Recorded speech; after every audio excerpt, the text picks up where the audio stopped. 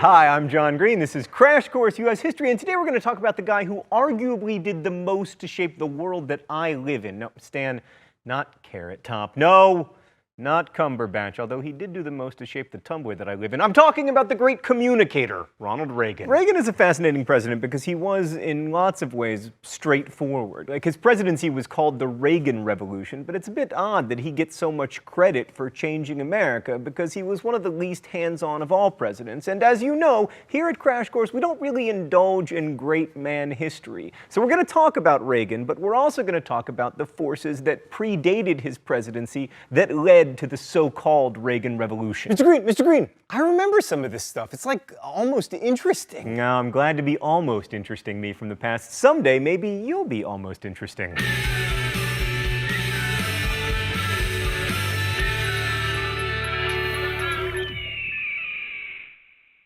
The Reagan era began, unsurprisingly, with his election to the presidency in 1980. Now, anyone could have beaten Jimmy Carter, but Reagan succeeded largely by pulling together many strands of conservatism. Reagan emphasized his belief in states' rights, and he condemned welfare cheats. He also condemned busing and affirmative action, and he won the support of religious conservatives, including the newly formed Moral Majority, by standing for family values, even though, in fact, he was the first U.S. president to have been divorced. Also, he once acted with a monkey. There's nothing family values about that. Stan just informed me that Ronald Reagan did not, in fact, act with a monkey. He acted with a chimp. I apologize to all of the primate rights people out there. Good Lord. Now, Reagan also appealed to the so-called white backlash, working-class white people who resented the advances that African Americans had made during the 1960s and 1970s. And economic conservatives liked his anti-union, low taxes, free market positions, and anti-government crusaders and libertarians liked his assertion that government was not the solution to problems, but was itself the problem. Then there were the Cold War hawks who liked his militant anti-Soviet rhetoric and his desire to spend more on the military. Now, that's a big coalition, but it turned out to be just barely a majority coalition. Still, Reagan won in 1980. He even carried the traditionally Democratic states of Illinois and New York, proving that Jimmy Carter really was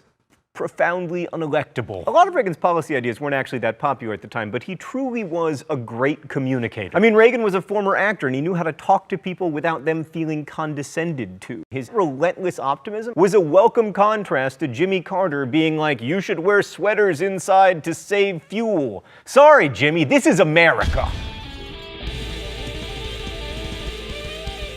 Ronald Reagan used the word freedom more than any other president in American history, but it's interesting to think about what he meant by the word freedom. Because as we've seen in American history, freedom has meant lots of things to lots of people. Is freedom freedom from government tyranny? Or is freedom government protection from hunger and homelessness and military attacks? Do governments ultimately restrict freedom or provide it? Now, there's no question that the federal government that Ronald Reagan inherited would have been absolutely foreign to the people who founded this country. I mean, Social Security, federal income taxes, the National Endowment for the Arts? But some people would argue that the America of 1980 was much more free for more Americans than, say, the America of 1790, when, after all, slavery was legal. And in fact, in the early 19th century, many slave owners said that the government was taking away their freedom to own slaves. Ultimately, the question of how we should imagine freedom and how we should allow for it is at the center of American history. And a big part of Ronald Reagan's vision of freedom was economic freedom, which he laid out in his Economic Bill of Rights. It would curtail union power, reduce federal regulation of industry and the environment, and most of all, lower taxes. All these ideas were a big part of the Reagan Revolution, but as we know, much of what he proposed had been brewing for years during the rise of conservatism. So what aspects of this Economic Bill of Rights actually ended up happening? Well, his main accomplishment was lowering taxes. In 1981, Reagan persuaded Congress to lower the top tax rate from 70%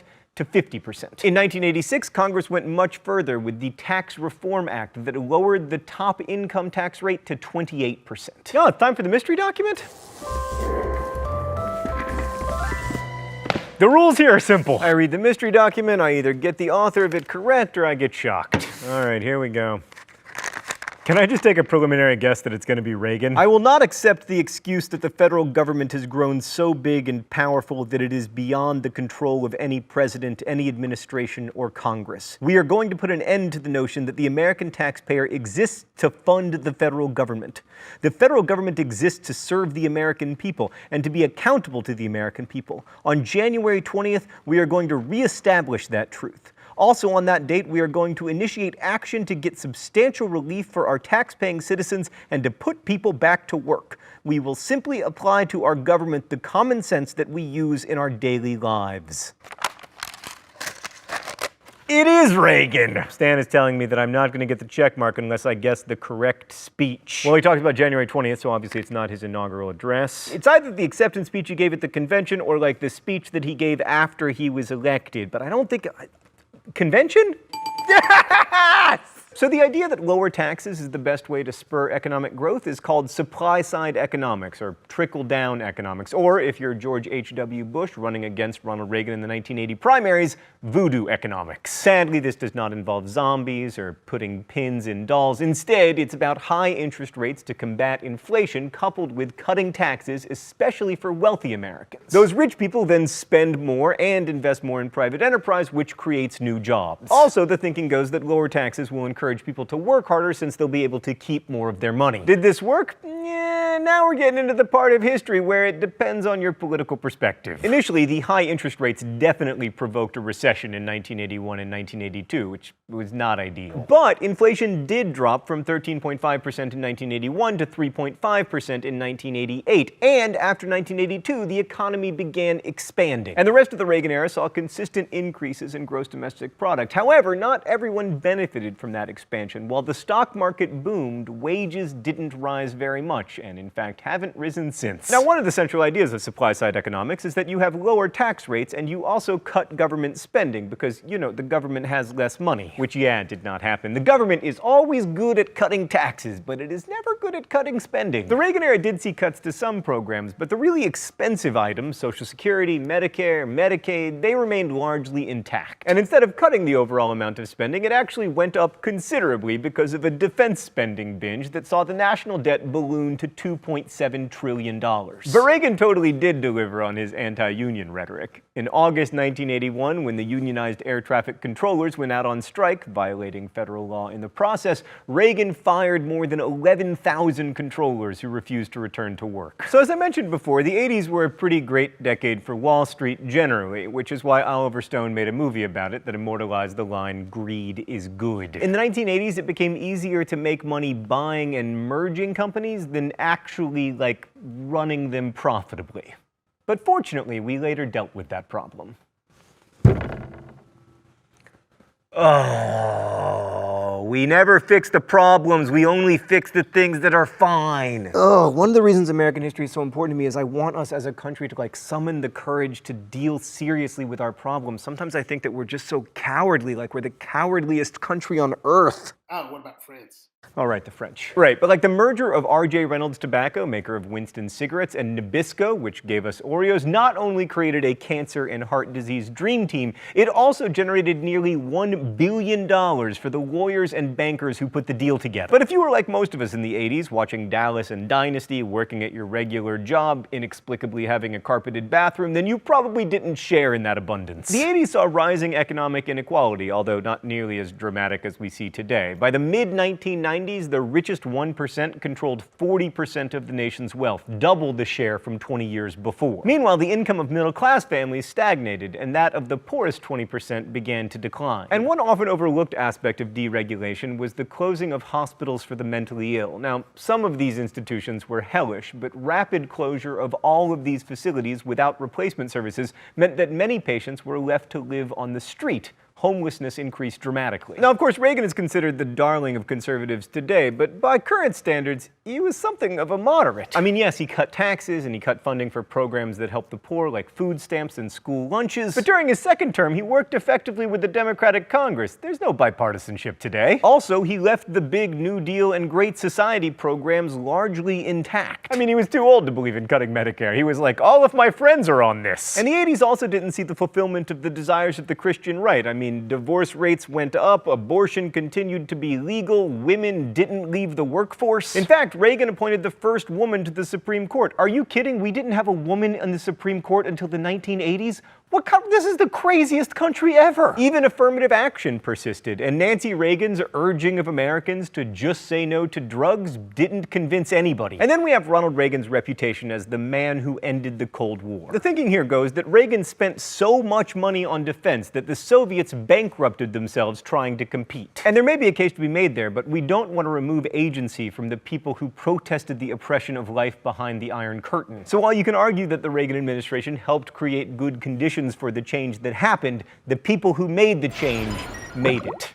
All right, let's go to the thought bubble. In his first term, Ronald Reagan took a really hard line against the Soviet Union. He called it an evil empire and even once joked that the US would begin bombing in 5 minutes. That was ill-advised. Reagan also sponsored the largest military buildup in US history, including the MX missile. The highlight was his proposed Strategic Defense Initiative, aka Star Wars, space-based missiles and lasers for shooting Soviet missiles out of the sky. This was a fantastic idea, although it would have violated the 1972 anti-ballistic missile treaty, but anyway, it was technologically impossible to build. The force was not strong with this idea. Reagan also pressured NATO to put missiles in Western Europe, and the war games that NATO staged in 1983 were so realistic that the Soviets almost scrambled their planes and launched ICBMs. Now, if that had resulted in a nuclear war, we'd have a very different story on our hands, but it didn't. And Reagan's aggressive nuclear posturing had a couple of positive results. First, it boosted the worldwide anti-nuclear weapons movement, called the Freeze movement, and second, it turned Reagan into the most successful nuclear abolitionist in the atomic age. There's nothing like a reasonably close brush with nuclear apocalypse to tone down your rhetoric a little, and in his second term, Reagan was much more conciliatory toward the Soviets and worked to reduce the number of warheads. In his first term, according to the historian Victor Sebastian, Reagan spent nearly as much on defense as Presidents Nixon, Ford, and Carter combined, and much more than both the cost of the Korean and Vietnam Wars. But in his second term, Reagan toned down both the spending and his rhetoric, declaring, "Our constant and urgent purpose must be a lasting reduction of tensions between us." Thanks, Thought Bubble. So Reagan was able to negotiate the first reduction in nuclear weapons with the new Soviet premier Mikhail Gorbachev in 1986. In fact, the two leaders might have tried to get rid of nuclear weapons altogether, but Reagan's unwillingness to give up his Star Wars initiative made that impossible. That was a big deal, but the rest of Reagan's foreign policy was somewhat less triumphant. For instance, he sent Marines to Lebanon as part of a peacekeeping mission, but then withdrew forces after 241 of them were killed by a car bomb. And Middle Eastern policy played a key role in the biggest controversy of Reagan's presidency, the Iran-Contra scandal. This was truly one of the craziest schemes ever hatched up by an American presidential administration, which is really saying something. The Contras were rebels seeking to overthrow the socialist Sandinista government of Nicaragua. Because they were anti-communist and the Cold War was in full swing, the Reagan administration wanted to support them, but Congress passed a law saying that they couldn't. So two administration officials, John Poindexter and Oliver North, got creative. They hatched a plan to sell arms to the Iranian government, still technically our enemies, and then funnel some of the profits from those illegal arms sales to the Contras. And Congress would never have to know about it, except that they found out. Congressional hearings followed, and we learned a lot about Ronald Reagan's penchant for delegating the details of his policy to underlings. In this case, that served him well, as he could plausibly claim that he knew nothing about the clandestine activities of these two rogue employees. And this gets to the big point of the Reagan era. I'm not sure that it was really about Reagan. In fact, I'm not sure that any great man history is really about the great men who supposedly spearheaded it. Whether or not you think America is better off from the rise of conservatism we've seen since LBJ's Great Society, it wasn't really, and it still really isn't, about individuals. It's about us collectively deciding what we mean when we talk about freedom and equality. Thanks for watching. I'll see you next week. Crash Course is made with the help of all of these nice people who work on the show partly because they care about it and partly because, money. If you want to help us in our mission to keep Crash Course free for everyone forever, please consider subscribing over at Subbable, a voluntary subscription platform that allows you to pay whatever you want monthly to make Crash Course exist. Thanks for watching Crash Course, and as we say in my hometown, it's morning in America. What should I say? Don't forget to be awesome.